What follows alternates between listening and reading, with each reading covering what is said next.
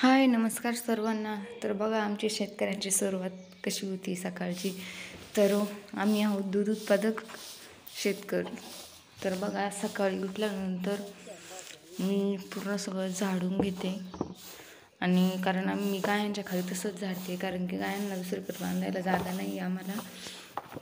गोठ्यात जागा असते तर तिथं रात्रीचं गरम जास्त होतं आणि आता उष्णता खूप आहे, तर मग आतमध्ये नाही बांधता येते, तर बाहेरच ठेवावं लागतात गाया आणि बाहेर ठेवून मग त्यांच्या खाली असं झाडावं लागते. आणि हा जो पारा आहे तो पूर्ण कडे त्याच्या पूर्ण आम्ही गाया बांधतो या पुढून.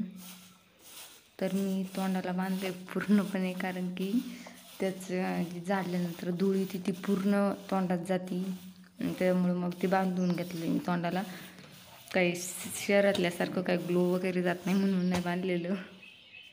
मला माझ्या सासूबाई पण मदत करतायत, मी झाडलं की त्या भरून टाकतायत.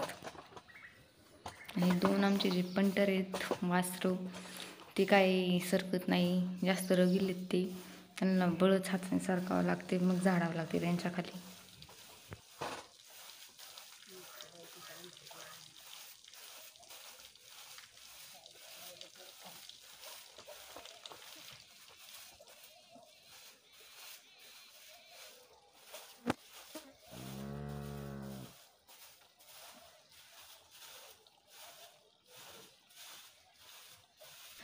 तर अशा प्रकारे झाले माझं आता झाडून. मला दूध काढायचं आहे, तर माझे सासरे व माझे कारभारी काढतात दूध. तर ह्या गाईचं अगोदर काढावं लागते, कारण की नंतर माशा बसतात, त्यामुळे मग दूध काढता येत नाही. तर ही छोटी बादली दिसते तुम्हाला, तेवढीच बादली पण दूध देते ती, कारण की आता उष्णता असल्यामुळं दूध पण कमीच देत आहेत.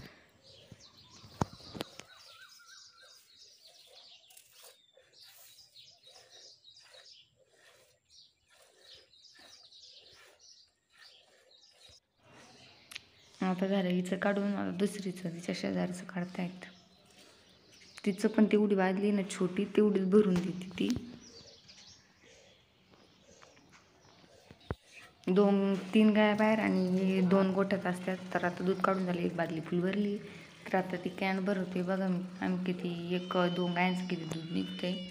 उष्णता आहे त्यामुळं कमीच दूध आहे. तरी आमची मनी टपूनच आहे तिथं, कारण शेजारीच ते याची दुधाची कॅन होती. ही आमची शिळी, सॉरी हरू तिचं नाव आहे. तर हे 2 तिचे करडं, त्यांचे नाव आहे सनी बनी.